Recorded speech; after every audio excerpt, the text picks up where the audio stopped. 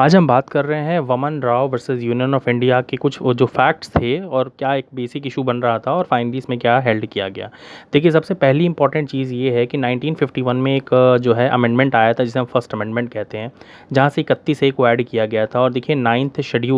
Schedule को भी एक ऐसा बनाया गया था जहाँ पर किसी भी एक्ट को अगर रख दिया जाए तो उसे इम्यूनिटी मिल जाती है, मतलब उसका जुडिशल रिव्यू वगैरह नहीं हो सकता है कोर्ट के द्वारा। और इसका एजेंडा सिर्फ ये था क्योंकि लैंड रिफॉर्म्स किए जाने थे, जैसे कि एबोलिशन ऑफ ज़मींदारी वगैरह को रिमूव करना था, तो ये ऑब्जेक्ट हुआ करता था, इसीलिए 31 ए वगैरह को लाया गया था। अब बेसिक इशू ये था कि यहाँ पर जो भी एक्ट लैंड रिफॉर्म से जुड़े बनाए जाते थे तो उन लैंड्स के रिफॉर्म्स को, मतलब उन एक्ट्स को करने के लिए, ताकि कोई जनरल पब्लिक जाके कोर्ट में उनको बीच में कहीं रुकावट ना आ जाए, तो उन एक्ट्स को भी शेड्यूल में डाल दिया जाता था, 9 शेड्यूल वगैरह में। अब इशू बेसिक ये बनता था कि जो 31 ए है या 31 बी होता है, क्या ये जो है अगेंस्ट बेसिक स्ट्रक्चर है हमारे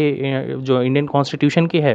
क्योंकि यहाँ पर मसला ये था कि अगर आपके फंडामेंटल राइट्स, यानी अगर आप जानते होंगे कि हमारा right to property fundamental right हुआ करता था, तो एफ क्लॉज जो थी वो राइट टू प्रॉपर्टी थी, जो आज की डेट में लीगल राइट है 300 ए में, वो पहले आपका फंडामेंटल राइट था। तो लोग कोर्ट में केस फाइल कर देते थे, काम रुकने लगता था। इसी वजह से 31 ए वगैरह को लाया गया था। अब इशू ये था कि जो एक लैंड रिफॉर्म्स का, यानी ceiling of holding act, Maharashtra एक एक्ट था 1962 का, जिसको जो है इम्प्लीमेंट किया जाना था। लेकिन फर्दर अगेन यहाँ पर यही इशू हो रहा था कि लोग ये कह रहे थे कि ये बेसिक स्ट्रक्चर को वायलेट कर रहा है, हम इसको चैलेंज नहीं कर सकते हैं, फंडामेंटल राइट्स का वायलेशन है। तो यहाँ पर कोर्ट ने वमन राव केस में जब इसको उठाया गया, तो वमन राव केस में उन्होंने केशवानंदन भारती के केस को देखते हुए बोला कि भाई,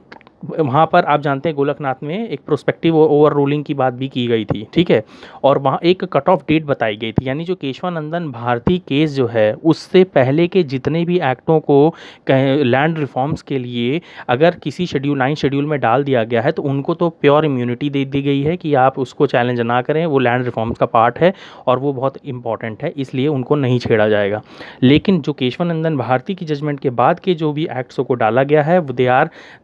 दे are subject to the judicial review. तो इसको यहाँ पर वमन राव केस में भी कोर्ट ने केशवानंदन भारती को ही लेते हुए उन सभी एक्टों को जो केशवानंदन भारती के बाद 9 शेड्यूल में डाले गए हैं, उन्हें चैलेंज किया जा सकता है। तो यही था वमन राव केस, और आपको अच्छा लगा तो लाइक करें।